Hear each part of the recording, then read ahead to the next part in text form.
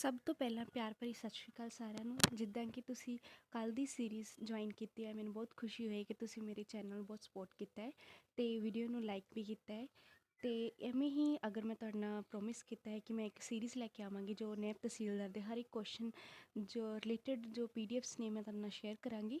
ਔਰ ਇਹ ਸਾਰੇ PPSC ਦੁਆਰਾ ਕੰਡਕਟ ਕੀਤੇ ਗਏ ਐਗਜ਼ਾਮ ਹਨ ਅਤੇ ਤੁਸੀਂ ਦੇਖਿਆ ਹੈ ਕਿ ਸਾਡੇ ਪੰਜਾਬ ਸਟੇਟ ਦੇ ਵਿੱਚ ਕਾਫੀ ਕੁਐਸਚਨ ਰਿਪੀਟ ਹੁੰਦੇ ਆ GS ਦੇ।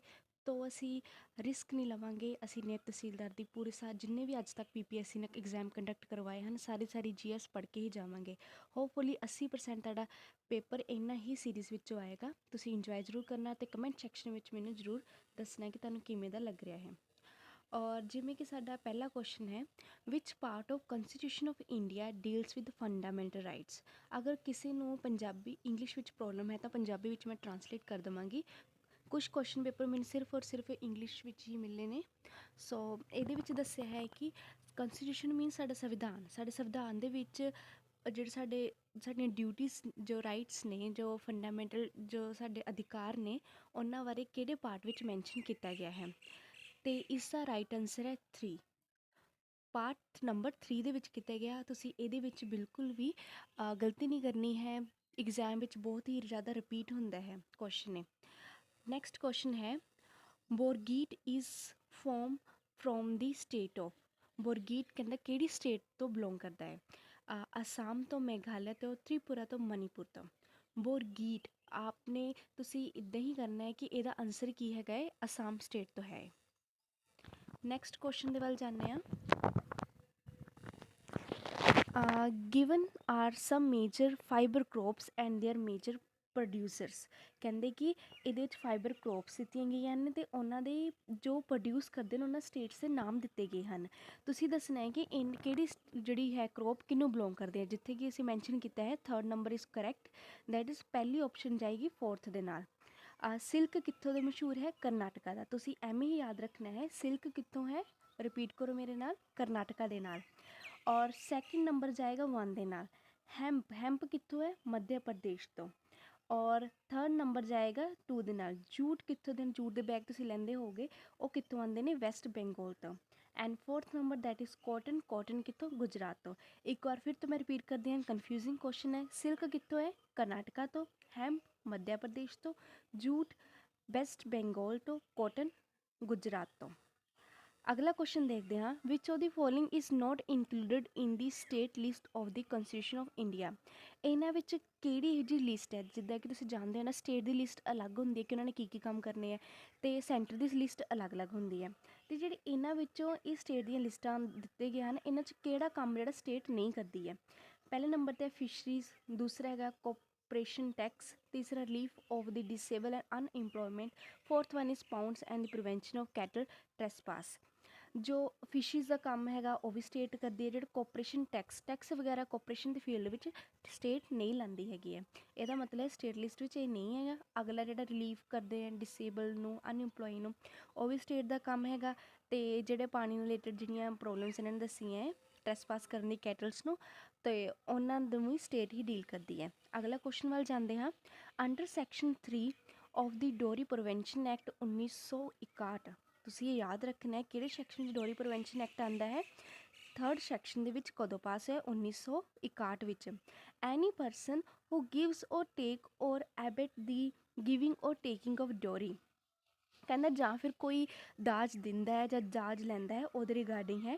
ਹੀ shall be punished with imprisonment for term which shall not be less than. ਕਹਿੰਦੇ ਉਹਨੂੰ ਸਜ਼ਾ ਹੋ ਜਾਣੀ ਹੈ, ਜਿਹੜਾ ਕਿ ਦਾਜ ਲਏਗਾ ਉਹਨੂੰ ਸਜ਼ਾ ਹੈਗੀ ਕਿੰਨੇ ਸਾਲ ਤੋਂ ਘੱਟ ਨਹੀਂ ਹੋਣੀ ਚਾਹੀਦੀ ਉਹਦੀ ਸਜ਼ਾ। ਅਤੇ ਆਨਸਰ ਹੈਗਾ 5 ਸਾਲ। 5 ਈਅਰਸ ਤੋਂ ਘੱਟ ਨੂੰ ਸਜ਼ਾ ਨਹੀਂ ਹੈਗੀ। 5 ਈਅਰ ਤਾਂ ਪੱਕਾ ਹੀ ਹੈ ਕਿ ਜੋ ਕੋਈ ਵੀ ਦਾਜ ਲਏਗਾ ਉਹਨੂੰ ਸਜ਼ਾ ਹੋਏਗੀ। ਕਿਹੜੇ ਐਕਟ ਹੈਗਾ ਸਾਡੇ, ਡੋਰੀ ਪ੍ਰੀਵੈਂਸ਼ਨ ਐਕਟ ਹੈ 1961 ਦਾ। And fine shall not be less than 15,000 rupees. ਅਤੇ ਫਾਈਨ 15,000 ਤੋਂ ਥੱਲੇ ਨਹੀਂ ਹੋਣਾ ਚਾਹੀਦਾ ਹੈ। Or the amount of the value such dowry whichever is more. The 551 worth of Guru Nanak Dev ji celebrate on 30th November 2020। ਤੇ ਉਹ ਕਿਹੜੇ ਰਿਲੀਜਨ ਨੂੰ ਬਿਲੋਂਗ ਕਰਦੇ ਹਨ। ਇਹ ਤਾਂ ਬਹੁਤ ਹੀ ਸਿੰਪਲ ਜਿਹਾ ਕੁਐਸ਼ਨ ਹੈ, ਲੇਕਿਨ ਟ੍ਰਿਕ ਇਹਦੇ ਵਿੱਚ ਇਹ ਹੈਗੀ ਹੈ, ਹੁਣ ਜਿਵੇਂ ਕਿ ਸਾਡਾ ਇਹ ਨੇਮ ਤਹਿਸੀਲ ਦਾ ਐਗਜ਼ਾਮ ਬਹੁਤ ਹੀ ਡਿਲੇ ਹੋ ਗਿਆ ਹੈ, ਅਤੇ ਕਰੰਟ ਅਫੇਅਰ ਅਗਰ ਕਹੀਏ ਤਾਂ ਕਿਤੇ ਵੀ ਆ ਸਕਦਾ, ਤੁਸੀਂ ਯਾਦ ਰੱਖ ਲੈਣਾ ਹੈ 2020 ਵਿੱਚ ਕਿੰਨਵਾਂ ਸੀ ਬਰਥਡੇ ਮਨਾਇਆ ਗੁਰੂ ਨਾਨਕ ਦੇਵ ਜੀ ਦਾ, ਦੈਟ ਇਜ਼ 551 ਦਾ। ਅਤੇ ਉਹ ਕਿਹੜੇ ਧਰਮ ਨੂੰ ਬਿਲੋਂਗ ਕਰਦੇ ਹਨ, ਸਿੱਖ ਧਰਮ ਨੂੰ ਬਿਲੋਂਗ ਕਰਦੇ ਹਨ। ਅਗਲਾ ਕੁਐਸ਼ਨ ਹੈ, ਹੂ ਪ੍ਰਸਾਈਡਸ ਓਵਰ ਏ ਸਟੇਟ ਡਿਸਟ੍ਰਿਕਟ। ਜੋ ਸਾਡੀ ਸਟੇਟ, ਜੋ ਰਾਜ ਦਾ ਸਾਡੇ ਜੋ ਡਿਸਟ੍ਰਿਕਟ ਹੁੰਦਾ ਹੈ, ਉਹਦੇ ਉੱਪਰ ਕੌਣ ਪ੍ਰਸਾਈਡਸ ਕਰਦਾ ਹੈ, ਮਤਲਬ ਕਿ ਕੌਣ ਅਧਿਕਾਰ ਕਿਹਦਾ ਹੁੰਦਾ ਹੈ, ਡਿਸਟ੍ਰਿਕਟ ਕੋਰਟ ਦਾ। ਅਸਿਸਟੈਂਟ ਕਲੈਕਟਰ, ਨਾਇਕ ਪੰਚਾਇਤ, ਕਲੈਕਟਰ। ਇਹ ਤਿੰਨੋਂ ਆਪਸ਼ਨਸ ਗਲਤ ਨੇ। ਹੁਣ ਦੇਖੋ ਡਿਸਟ੍ਰਿਕਟ ਦੀ ਗੱਲ ਕਰੀਏ ਤਾਂ ਡਿਸਟ੍ਰਿਕਟ ਕਲੈਕਟਰ ਕੋਰਟ ਹੀ ਹੋਏਗਾ। 8th ਨੰਬਰ ਕੁਐਸ਼ਨ ਹੈ, the process of identifying and removing error from computer hardware software is called. ਕਹਿੰਦਾ ਜਦੋਂ ਅਸੀਂ ਕੰਪਿਊਟਰ ਦੇ ਵਿੱਚ ਐਰਰਸ ਨੂੰ ਫਾਈਂਡ ਕਰਦੇ ਹਾਂ ਅਤੇ ਸੋਫਟਵੇਅਰ ਦੇ ਵਿੱਚ, ਅਤੇ ਉਹਨੂੰ ਆਇਡੈਂਟੀਫਾਈ ਕਰਨਾ, ਤਾਂ ਉਹਨਾਂ ਐਰਰਸ ਨੂੰ ਕੱਢਣ ਦਾ ਕਿਹਨੂੰ ਕੀ ਕੰਮ ਕਹਿੰਦੇ, ਉਸਨੂੰ ਡੀਬਗਿੰਗ ਕਰਨਾ ਕਹਿੰਦੇ ਹਨ। ਐਵੇਂ ਯਾਦ ਰੱਖ ਲਿਓ। Which article of constitution of India gave power to the parliament of India to regulate the right of citizenship by law.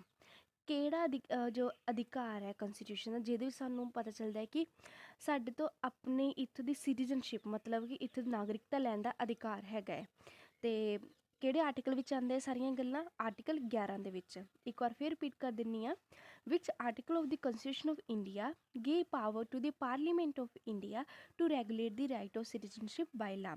ਕਿਹੜਾ ਅਧਿਕਾਰ ਹੈ ਜਿਹੜਾ ਕਿ ਪਾਰਲੀਮੈਂਟ ਨੂੰ ਅਧਿਕਾਰ ਦਿੰਦਾ ਹੈ ਕਿ ਉਹ ਜੋ ਨਾਗਰਿਕਤਾ ਦੇ ਰਿਗਾਰਡਿੰਗ ਕਾਨੂੰਨ ਪਾਸ ਕਰਨ, ਉਹ ਆਰਟੀਕਲ 11 ਦੇ ਵਿੱਚ ਆਉਂਦਾ ਹੈ। ਇੱਦਾਂ ਸੋਚ ਲਓ 11 ਨੰਬਰ ਦੀ ਗੱਡੀ ਹੁੰਦੀ ਹੈ ਨਾ ਆਪਣੀ, ਸੋ ਆਪਣੀ ਸਵਾਰੀ ਆਪ ਹੀ ਜ਼ਿੰਮੇਵਾਰ ਹੁੰਦੀ ਹੈ, ਅਤੇ ਪਾਰਲੀਮੈਂਟ ਵਿੱਚ ਅਗਰ ਤੁਸੀਂ ਨਾਗਰਿਕਤਾ ਲੈਣੀ ਹੈ ਤਾਂ ਇਹ ਸਾਰੇ ਆਰਟੀਕਲ ਆਪਣੀ ਹੀ ਤੁਸੀਂ ਆਪ ਹੀ ਜ਼ਿੰਮੇਵਾਰ ਹੋ, ਜੋ ਆਰਟੀਕਲ 11 ਵਿੱਚ ਆਉਂਦੇ ਹਨ। In which of the following recent landmark judgments was it conducted by the Supreme Court that government order providing 100% reservation for tribal teachers scheduled caste was unconstitutional? ਕਹਿੰਦੇ ਕਿ ਕੋਈ ਜਿਹਦਾ ਕੇਸ ਜਾਂਦਾ ਹੈ ਨਾ, ਤਾਂ ਉਹਦੀ ਦੱਸਿਆ ਕਿ ਕਿਹੋ ਜਿਹਾ ਕੇਸ ਦੇ ਨਾਮ ਦੱਸੋ ਜਿਹਦੇ ਵਿੱਚ ਕੀ ਇਹਨਾਂ ਡਿਸਕਸ਼ਨ ਕੀਤੀ ਹੈ ਕਿ 100% ਅਸੀਂ ਰਿਜ਼ਰਵੇਸ਼ਨ ਕਰਾਂਗੇ ਟਰਾਈਬਲ ਟੀਚਰਸ ਦੀ। ਅਤੇ ਇਨ ਸ਼ਡਿਊਲਡ ਏਰੀਆ ਦੇ ਵਿੱਚ ਕਹਿੰਦੇ ਇਹ ਕੇਸ ਕਿਹੜਾ ਸੀ, ਚਬਰੂਲੂ ਲੀਲਾ ਪ੍ਰਸਾਦ ਰਾਓ ਦਾ ਕੇਸ ਸੀ। ਕਿਹਦੇ ਨਾਲ ਸੀ, ਔਰਸ versus state of Andhra Pradesh ਦੇ ਨਾਲ ਸੀ। ਔਰ ਤੁਸੀਂ ਐਵੇਂ ਹੀ ਇਹਨੂੰ ਯਾਦ ਰੱਖਣਾ ਹੈ। What fraction of the legislative council members are nominated by the governors from the field of science, art, literature or social science? ਕਹਿੰਦੇ ਕਿ ਕਿੰਨਾ ਫਰੈਕਸ਼ਨ, ਮਤਲਬ ਕਿ ਕਿੰਨਾ ਮਤਲਬ ਕਿ ਹਿੱਸਾ ਜਾਏਗਾ ਲੈਗਿਸਲੇਟਿਵ ਕਾਉਂਸਿਲ ਮੈਂਬਰਸ ਨੂੰ, ਜਿਹੜੇ ਕਿ ਜਿਹੜੇ ਨੋਮੀਨੇਟ ਹੁੰਦੇ ਆ ਗਵਰਨਰ ਦੇ ਵੱਲੋਂ।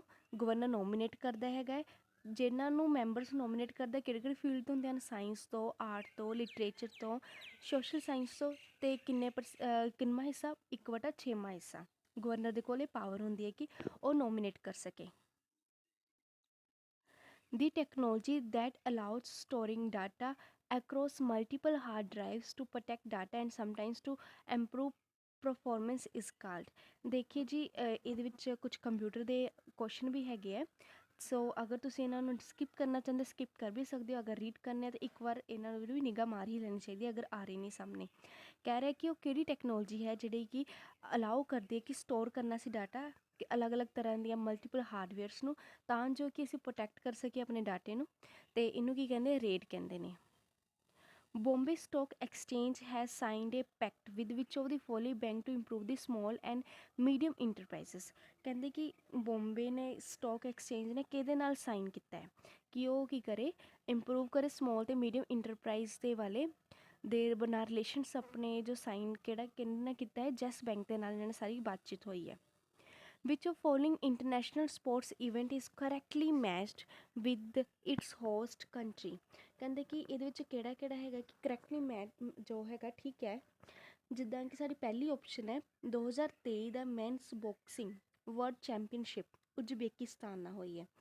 ਕਿ ਇਹ ਤੁਸੀਂ ਯਾਦ ਰੱਖਣਾ 2023 ਤੁਸੀਂ ਜਾਣਦੇ ਹੋ, ਹੁਣ ਇਹ ਤਾਂ ਕੁਐਸਚਨ ਤਾਂ ਆਉਣ ਦੇ ਬਹੁਤ ਜ਼ਿਆਦਾ ਚਾਂਸ ਹੈਗੇ ਆ ਕਿ 2023 ਦੀ ਜੋ ਮੈਨਸ ਦੀ ਬਾਕਸਿੰਗ ਵਰਲਡ ਚੈਂਪੀਅਨਸ਼ਿਪ ਹੈ ਕਿੱਥੇ ਹੋਏਗੀ, ਉਜ਼ਬੇਕਿਸਤਾਨ ਵਿੱਚ। ਸੈਕਿੰਡ ਨੰਬਰ ਜਿਹੜਾ 2022 ਦਾ ਫੀਫਾ ਵਰਲਡ ਕੱਪ ਕਿੱਥੇ ਹੋਣਾ ਹੈ, ਕਤਰ ਦੇ ਵਿੱਚ ਹੋਣਾ ਹੈ। ਇੱਕ ਵਾਰ ਫਿਰ ਰਿਪੀਟ ਕਰ ਦਿੰਦੀ ਹਾਂ, ਇਹ 100% ਚਾਂਸ ਹੈਗੇ ਕਿ ਤੁਹਾਡੇ ਪੇਪਰ ਵਿੱਚ ਆਏਗਾ ਹੀ ਆਏਗਾ। 2023 ਦਾ ਮੈਨਸ ਬਾਕਸਿੰਗ ਵਰਲਡ ਚੈਂਪੀਅਨਸ਼ਿਪ ਕਿੱਥੇ ਹੋਏਗੀ? ਉਜ਼ਬੇਕਿਸਤਾਨ ਦੇ ਵਿੱਚ। ਔਰ 2022 ਦਾ ਫੀਫਾ ਵਰਲਡ ਕੱਪ ਕਿੱਥੇ ਹੋਣ ਦੇ ਚਾਂਸ ਹਨ? That is Qatar. Which of these divisions became a part of Pakistan during the partition of Punjab in 1947? ਕਹਿੰਦੇ ਕਿ ਇਹਨਾਂ 'ਚੋਂ ਕਿਹੜੀ ਇਹ ਜਿਹੀ ਡਿਵੀਜ਼ਨ ਹੈ ਜਿਹੜੀ ਕਿ ਪਾਕਿਸਤਾਨ ਦੇ ਨਾਲ ਚਲੀ ਗਈ? ਪਹਿਲਾਂ ਪੰਜਾਬ ਸੀ ਨਾ, ਇਕੱਠਾ ਪੰਜਾਬ ਸੀ, ਜਦੋਂ 1947 ਵੰਡ ਹੋਈ ਤਾਂ ਇਹ ਪਿਛੜ ਕੇ ਪਾਕਿਸਤਾਨ ਦੇ ਵੱਲ ਇਹ ਹਿੱਸਾ ਚਲਾ ਗਿਆ। ਤੁਸੀਂ ਜਾਣਦੇ ਹੋ ਆਪਸ਼ਨਸ, ਅਗਰ ਤੁਹਾਨੂੰ ਨਹੀਂ ਪਤਾ ਕਿਹੜਾ ਹਿੱਸਾ ਹੈ ਤੁਸੀਂ ਇੱਦਾਂ ਦੇਖ ਲਓ ਨਾ, ਤੁਹਾਡੇ ਇੱਥੇ ਹੁਣ ਏਰੀਆ 'ਚ ਕਿਹੜਾ ਕਿਹੜਾ ਹੈਗਾ? ਜਲੰਧਰ ਤਾਂ ਸਾਡੇ ਵੱਲ ਹੀ ਆ, ਫਰੀਦਕੋਟ ਵੀ, ਰੂਪਨਗਰ ਵੀ। ਕਿਹੜਾ ਹਿੱਸਾ ਨਹੀਂ ਹੈ? That is Multan. ਬਿਰਜੂ ਮਹਾਰਾਜ ਔਰ ਬਿਰਜ ਮੋਹਨ ਨਾਥ ਮਿਸ਼ਰਾ ਮਹਾਰਾਜ is known for which of the following Indian classical dances? Birju Maharaj ਔਰ ਬਿਰਜ ਮੋਹਨ ਨਾਥ ਮਿਸ਼ਰਾ ਮਹਾਰਾਜ, ਇਹ ਦੋਨੋਂ ਕਿੱਥੋਂ ਦੇ ਹੈ? ਮਹਾਰਾਜ ਮਹਾਰਾਜ ਆ ਜਾਣ ਤਾਂ ਤੁਸੀਂ ਇੱਦਾਂ ਹੀ ਦੱਸ ਦੇਣਾ ਕਿ ਕੱਥਕ ਦੇ ਨਾਲ, ਕਲਾਸੀਕਲ ਡਾਂਸ ਫੋਰਮ ਨਾਲ ਰਿਲੇਟਡ ਹਨ। ਸਿਰਫ ਕੱਥਕ ਦੇਖਣਾ ਹੈ, ਕੱਥਕ ਕਲੀ ਨਹੀਂ ਦੇਖਣਾ, ਅਲੱਗ ਅਲੱਗ ਨੇ ਦੋਨੋਂ ਡਾਂਸ ਪਰਫੋਰਮਸ। ਔਰ ਕਿਹੜੇ ਹਨ? ਬਿਰਜੂ ਮਹਾਰਾਜ, ਇਹ ਨਾਮ ਤੁਸੀਂ ਯਾਦ ਰੱਖਣਾ ਹੈ।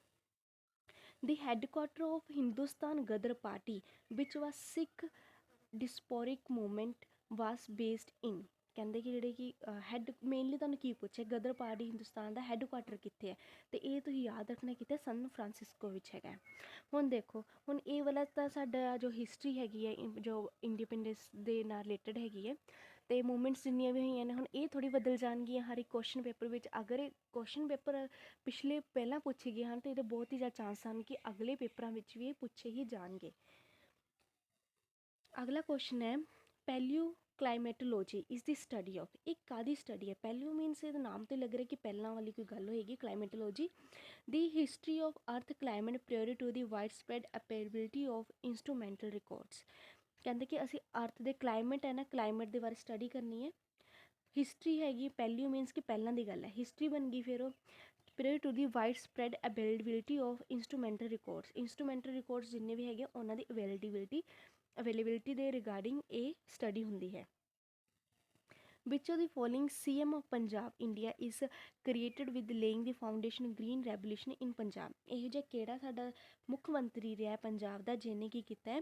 ਫਾਊਂਡੇਸ਼ਨ ਰੱਖੀ ਹੈ ਗ੍ਰੀਨ ਰੈਵੋਲਿਊਸ਼ਨ ਦੀ ਪੰਜਾਬ ਦੇ ਵਿੱਚ। ਅਤੇ ਉਹ ਕਿਹੜਾ ਸੀ ਉਸ ਟਾਈਮ 'ਤੇ? ਪ੍ਰਤਾਪ ਸਿੰਘ ਕੈਰੋਨ। ਨਾਮ ਐਵੇਂ ਯਾਦ ਰੱਖਣਾ, ਕੀ ਨਾਮ ਹੈਗਾ? ਪ੍ਰਤਾਪ ਸਿੰਘ ਕੈਰੋਨ।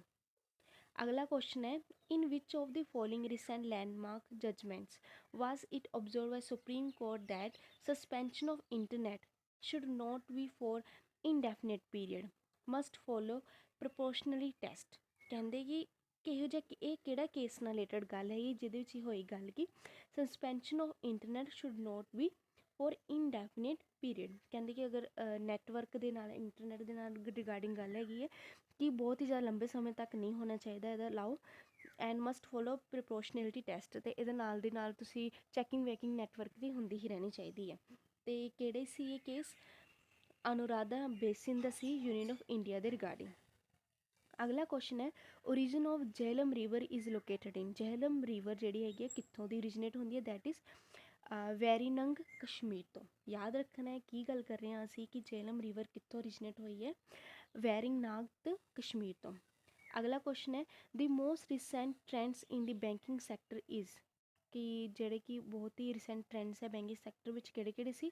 ਆਰਟੀਫਿਸ਼ੀਅਲ ਇੰਟੈਲੀਜੈਂਸ ਦੇ ਰੋਬੋਟਸ ਅਸੀਂ ਲੈ ਆਉਂਦੇ ਆ, ਯੂਨੀਫਾਈਡ ਪੇਮੈਂਟ ਇੰਟਰਫੇਸ UPI ਦਾ ਕਰਨਾ ਸਟਾਰਟ ਕਰ, ਡਿਜੀਟਲਾਈਟੇਸ਼ਨ ਐਂਡ ਮੋਬਾਈਲ ਬੈਂਕਿੰਗ। ਇਹ ਤਾਂ ਫੋਰਥ ਆਪਸ਼ਨ ਤਾਂ ਮਤਲਬ ਕਿ ਇਹ ਤਾਂ ਪਹਿਲਾਂ ਦੀ ਹੈ, ਲੇਕਿਨ ਰੀਸੈਂਟਲੀ ਕਿਆ ਹੈ? ਆਰਟੀਫਿਸ਼ੀਅਲ ਇੰਟੈਲੀਜੈਂਸ ਅਤੇ UPI ਦੋਨਾਂ ਦੇ ਨਾਲ ਯੂਜ਼ ਕਰ ਰਹੇ ਹਾਂ। ਇਹਦਾ ਮਤਲਬ all of the given option digital banking ਵੀ ਇਹਦੇ ਵਿੱਚ ਆਏਗਾ, ਨਾਲ ਹੀ ਤਿੰਨੇ ਹੀ ਆਪਸ਼ਨਸ ਕਰੈਕਟ ਨੇ। Which of the following ruler can be credited with the building of Sheesh Mahal in Patiala Punjab? ਕਹਿੰਦੇ ਕਿ ਜਿਹੜਾ ਕਿਹੜਾ ਰੂਲਰ ਸੀ ਉਸ ਟਾਈਮ 'ਤੇ ਜਦੋਂ ਸ਼ੀਸ਼ ਮਹਿਲ ਬਣਿਆ ਪਟਿਆਲੇ ਦੇ ਵਿੱਚ, ਪੰਜਾਬ ਨਾਲ ਰਿਲੇਟਡ ਹੈ ਜੋ, ਔਰ ਉਸ ਟਾਈਮ 'ਤੇ ਕੌਣ ਸੀ? ਮਹਾਰਾਜ ਨਰਿੰਦਰ ਸਿੰਘ। ਅਗਰ ਤੁਹਾਨੂੰ ਨਾਮ ਨਹੀਂ ਯਾਦ ਰਿਹਾ, ਕਿਸੇ ਦੋਸਤ ਦਾ ਨਾਮ ਨਰਿੰਦਰ ਦਾ ਹੋਏਗਾ, ਤੁਸੀਂ ਉੱਥੇ ਯਾਦ ਕਰ ਸਕਦੇ ਹੋ ਜਦੋਂ ਇਹ ਸੀ ਉਹਨੇ ਸ਼ੀਸ਼ ਮਹਿਲ ਪਟਿਆਲੇ ਦਾ ਫਾਊਂਡੇਸ਼ਨ ਸਟੋਨ ਰੱਖਿਆ ਸੀ। ਅਕੋਰਡਿੰਗ ਟੂ 2011 ਦੀ ਸੈਂਸਸ ਦੇ according what is Punjab national rank with regard to literacy? Punjab ਦਾ ਕਿੰਨਵਾਂ ਸੀ ਲਿਟਰੇਸੀ ਦੇ ਸਾਖਰਤਾ ਦੇ ਅਨੁਸਾਰ, ਕਿੰਨਵਾਂ ਰੈਂਕ ਸੀ? ਦੈਟ ਇਜ਼ 21ਵਾਂ ਰੈਂਕ ਸੀ। ਰੋਲ ਨੰਬਰ 21 ਤਾਂ ਤੁਸੀਂ ਦੇਖਿਆ ਹੀ ਹੋਣਾ, 21 ਉੱਥੇ ਯਾਦ ਰੱਖ ਲਓ। ਪੰਜਾਬ ਦਾ ਕਿਹਦੇ ਨਾਲ ਯਾਦ ਰੱਖਣਾ ਕਿ ਪੰਜਾਬ ਦਾ ਨੈਸ਼ਨਲ ਰੈਂਕ ਸੀ 2011 ਦੀ ਸੈਂਸਸ ਦੇ ਅਕੋਰਡਿੰਗ। ਕਿਹੜੀ ਆਪਸ਼ਨ ਕਰੈਕਟ ਹੈਗੀ ਹੈ? Agreement in restraint of legal proceeding is void. So ਇਸ ਕੁਐਸਚਨ ਸਕਿਪ ਕਰ ਦਿਓ, ਕੁਛ ज़्यादा ही हाई लेवल का है। Who was the governor at the time of nationalization of Reserve Bank of India. जो रिजर्व बैंक ऑफ इंडिया का nationalization होया, मतलब कि इसनों सरकार ने अपना लिया, नैशनलाइजेशन हो गया रिजर्व बैंक का, RBI का। तो उस टाइम तो गवर्नर कौन सी? CD देशमुख। CD देशमुख इदा याद रख लो, देशमुख पूरे देश का मुख दर्शा रहा सी, तां जो इसनों नैशनलाइजेशन कर दी RBI ने। Who has been conferred with the Satya Gaurav Samman 2021। ਹੁਣ ਕਹਿੰਦੇ ਕਿ ਸਾਹਿਤਯ ਗੌਰਵ सम्मान 2021 ਦਾ ਕਿਹਨੂੰ ਦਿੱਤਾ ਗਿਆ ਹੈ? ਰਮੇਸ਼ ਪੋਖਰਿਆਲ ਨੂੰ। ਤੁਸੀਂ ਜਾਣਦੇ ਹੋ ਸਾਡੇ ਫਾਰਮਲ ਐਜੂਕੇਸ਼ਨ ਮਿਨਿਸਟਰ ਸੀ। ਨੈਕਸਟ ਕੁਐਸਚਨ ਹੈ, rural Olympics at Kila Raipur is a unique Punjabi festival. ਜਿਹੜਾ ਕਿ ਰੂਰਲ ਓਲੰਪਿਕਸ ਹੈਗੇ ਹੈ ਕਿਲਾ ਰਾਏਪੁਰ ਵਿੱਚ, ਇਹ ਸਾਡਾ ਯੂਨੀਕ ਫੀਚਰ ਹੈਗਾ ਪੰਜਾਬੀ ਫੈਸਟੀਵਲ ਦਾ। That is held in small villages. Small village ਹੈ located 15 kilometre away from the city of. ਕਿਹੜੀ ਸਿਟੀ ਦੇ ਨਾਲ ਰਿਲੇਟਡ ਹੈਗਾ? ਲੁਧਿਆਣਾ। ਲੁਧਿਆਣਾ ਵਾਲੇ ਤਾਂ ਜਾਣਦੇ ਹੀ ਹੋਣਗੇ ਕਿ ਕਿਲਾ ਰਾਏਪੁਰ ਇਹਨਾਂ ਦੇ ਏਰੀਆ ਵਿੱਚ ਪੈਂਦਾ। ਤਾਂ ਸੋ ਉਹ ਤਾਂ ਕੁਐਸਚਨ ਦਾ ਆਨਸਰ ਦੇ ਹੀ ਦੇਣਗੇ। ਤੁਸੀਂ ਵੀ ਯਾਦ ਰੱਖਣਾ ਕਿਲਾ ਰਾਏਪੁਰ ਦੀ ਗੱਲ ਕੀਤੀ ਜਾਏ, ਜਿੱਥੇ ਕੀ ਹੁੰਦਾ ਹੈ ਰੋਇਲ ਓਲੰਪਿਕਸ ਹੁੰਦੇ ਹਨ, ਉਹ ਕਿੱਥੋਂ ਦੇ ਏਰੀਆ ਨਾਲ, ਕਿੱਥੋਂ ਦੀ ਸਿਟੀ ਹੈਗੀ ਹੈ? ਲੁਧਿਆਣਾ ਦੀ ਸਿਟੀ ਹੈਗੀ ਹੈ। Under which article can the president proclaim financial emergency. ਅਗਰ ਫਾਈਨੈਂਸ਼ੀਅਲ ਐਮਰਜੈਂਸੀ ਲਾਣੀ ਹੋਵੇ ਤਾਂ ਕਿਹੜੇ ਆਰਟੀਕਲ ਅੰਦਰ ਆਉਂਦੀ ਹੈ? That is article 360। ਤੁਸੀਂ ਤਾਂ ਯਾਦ ਰੱਖੋ, ਪੂਰੇ ਜੋ ਗੋਲਿਆ ਹੁੰਦਾ ਹੈ ਨਾ, ਸਰਕਲ ਹੁੰਦਾ, ਸਰਕਲ ਦਾ ਪੂਰਾ ਐਂਗਲ ਕਿੰਨਾ ਹੁੰਦਾ ਹੈ? 360 ਡਿਗਰੀ ਹੁੰਦਾ। ਉੱਥੇ ਯਾਦ ਰੱਖੋ, ਜਦੋਂ ਪੂਰੀ ਦੀ ਪੂਰੀ ਸੂਈ ਘੁੰਮ ਜਾਂਦੀ ਹੈ ਤਾਂ ਇਹਦਾ ਮਤਲਬ ਹੈਗਾ ਕਿ ਪੂਰਾ ਚੱਕਰ ਕਰ ਲਿਆ, ਕਿ ਉੱਥੇ ਫਾਈਨੈਂਸ਼ਲੀ ਤੌਰ 'ਤੇ ਮਤਲਬ ਕਿ ਪੈਸੇ ਦੀ ਮੰਦੀ ਆ ਗਈ ਹੈ। ਉਸ ਨੂੰ ਅਸੀਂ ਫਾਈਨੈਂਸ਼ੀਅਲ ਐਮਰਜੈਂਸੀ ਨਾਲ ਰਿਲੇਟ ਕਰ ਸਕਦੇ ਹਾਂ। ਪ੍ਰੈਜ਼ੀਡੈਂਟ ਉਦੋਂ ਹੀ ਇਹ ਆਰਟੀਕਲ ਅਪਲਾਈ ਕਰਦਾ ਹੈ। Who has received the 2020 Diana award for her recycler app. Recycler app ਜਿਹੜੀ ਸੀ 2020 ਦੀ ਡਾਇਨਾ ਅਵਾਰਡ ਕਿਹਨੂੰ ਦਿੱਤਾ ਗਿਆ? ਪ੍ਰਿਆ ਠਕਰਾਲ ਨੂੰ ਦਿੱਤਾ ਗਿਆ। Which of the following article provisions for the reservation of schedule caste and schedule tribes in every panchayat made. ਕਹਿੰਦੇ ਕਿ ਰਿਜ਼ਰਵੇਸ਼ਨ ਕੀਤੀ ਗਈ ਹੈ SC ਦੀ ਔਰ ST ਵਾਲਿਆਂ ਦੀ ਪੰਚਾਇਤ, ਹਰ ਇੱਕ ਪੰਚਾਇਤ ਵਿੱਚ। ਕਿਹੜਾ ਸੀ ਉਹ ਆਰਟੀਕਲ? ਆਰਟੀਕਲ 243। ਹੁਣ 243 ਤਾਂ ਚਲੋ ਮੰਨੋ ਤੁਹਾਨੂੰ ਯਾਦ ਸੀ, तो ਇਹਦੇ ਨਾਲ D ਵੀ ਯਾਦ ਰੱਖਣਾ ਜੋ ਬ੍ਰੈਕਟਾਂ 'ਚ ਲਿਖਿਆ ਗਿਆ ਹੈ। ਸੈਕਸ਼ਨ ਹੋਏਗਾ ਕਨਸਟੀਟਿਊਸ਼ਨ ਆਫ ਇੰਡੀਆ ਦਾ। ਨੈਕਸਟ ਕੁਐਸਚਨ ਹੈ, in which schedule of Indian constitution are the provisions for the administration of schedule caste and schedule tribes. ਕਹਿੰਦੇ ਕਿ ਇਹ ਜਿਹੜੇ SC ST ਐਕਟ ਹਨ ਅਤੇ ਕਿਹੜੇ ਵਿੱਚ ਆਉਂਦੇ ਹਨ? ਇਹ 5th ਸ਼ਡਿਊਲ ਵਿੱਚ ਆਉਂਦੇ ਹਨ। ਤੁਸੀਂ ਇਹਨਾਂ ਨੂੰ ਐਵੇਂ ਯਾਦ ਰੱਖਣਾ। ਅਗਰ ਤੁਹਾਨੂੰ ਨਹੀਂ ਯਾਦ ਹੁੰਦਾ, ਤੁਹਾਨੂੰ ਮੈਂ ਮੇਰੇ ਚੈਨਲ 'ਤੇ ਇੱਕ ਟ੍ਰਿਕ ਹੋਏਗੀ ਸ਼ਡਿਊਲਸ ਯਾਦ ਕਰਨ ਦੀ, ਤੁਸੀਂ ਉੱਥੇ ਯਾਦ ਕਰਦੇ ਨੇ। ਇਸ ਚੀਜ਼ ਦੀ ਟ੍ਰਿਕ ਮੈਂ ਦੱਸਦੀ ਹਾਂ। ਜਿਹਦੇ ਕਿ ਸ਼ਡਿਊਲ S ਪੈਂਦਾ ਹੈ ਨਾ, ਅਤੇ S ਸ਼ਡਿਊਲ ਕਾਸਟ ਸ਼ਡਿਊਲ ਟਰਾਈਬਸ ਦੋਨਾਂ 'ਚ SS ਤੋਂ ਸਟਾਰਟ ਹੁੰਦੇ ਹਨ। S ਦਾ ਸ਼ਕਲ ਕਿਹਦੇ ਨਾਲ ਮਿਲਦੀ ਹੈ? 5 ਦੇ ਨਾਲ ਮਿਲਦੀ ਹੈ ਨਾ। ਜਿੱਦਾਂ ਮਤਲਬ ਕਿ 5 ਦੀ ਸ਼ਕਲ ਹੈ, ਇਹਦਾ ਮਤਲਬ ਕਿ 5ਵੇਂ ਸ਼ਡਿਊਲ ਦੇ ਨਾਲ ਰਿਲੇਟਡ ਹੈਗਾ ਹੈ। ਸੋ ਹੋਪਸ ਤੁਹਾਨੂੰ ਇਹ ਟ੍ਰਿਕ ਵੀ ਪਸੰਦ ਆਈ ਹੋਵੇਗੀ ਮੇਰੀ। ਅਗਲਾ ਕੁਐਸਚਨ ਹੈ, ਵਿਚ ministry head rolls out the draft blue economy policy for India. ਕਹਿੰਦੇ ਇਹੋ ਜਿਹਾ ਕਿਹੜਾ ਸੀ ਸਾਡਾ ਮਿਨਿਸਟਰ ਜਿਹਨੇ ਕਿ ਬਲੂ ਇਕੋਨਮੀ ਇਹਨਾਂ ਨੇ ਇੰਡੀਆ ਦੇ ਵਿੱਚ ਲੈ ਕੇ ਆਇਆ ਹੈ? ਮਿਨਿਸਟਰੀ ਆਫ ਕੋਆਪਰੇਟ ਅਫੇਅਰ ਸੀ ਜਾਂ ਮਿਨਿਸਟਰੀ ਆਫ ਅਰਥ ਸਾਇੰਸ ਸੀ? ਹੁਣ ਇਹਦਾ ਕਰੈਕਟ ਆਨਸਰ ਹੈ ਕਿ ਓਨਲੀ 2 ਆਪਸ਼ਨ, ਕਿ ਸਿਰਫ ਔਰ ਸਿਰਫ ਅਰਥ ਸਾਇੰਸ ਦੇ ਵਿੱਚ ਹੀ ਬਲੂ ਇਕੋਨਮੀ ਲਿਆਂਦੀ ਗਈ ਹੈ। ਅਗਲਾ ਕੁਐਸਚਨ ਹੈ, ਦੀ ਚੈਰੀਟੇਬਲ ਟਰਸਟ ਸੈਟ ਅਪ ਬਾਈ ਦੀ ਸੁਲਤਾਨਸ ਆਰ ਕਾਲਡ ਐਸ। ਹੁਣ ਜਿਹੜਾ ਚੈਰੀਟੇਬਲ ਟਰਸਟ ਸੀ ਉਹ ਸੁਲਤਾਨਸ ਦੁਆਰਾ ਕੀਤਾ ਗਿਆ ਸੀ, ਉਹਨੂੰ ਕੀ ਕਹਿੰਦੇ ਹੈ? ਅਵਾਕਫ ਕਹਿੰਦੇ ਨੇ ਉਹਨਾਂ ਨੂੰ। ਸੋ ਮੈਨੂੰ ਲੱਗਦਾ ਹੈ ਕਿ ਅੱਜ ਦਾ ਸੈਸ਼ਨ ਇਹ ਲੰਬਾ ਹੋ ਜਾਏਗਾ।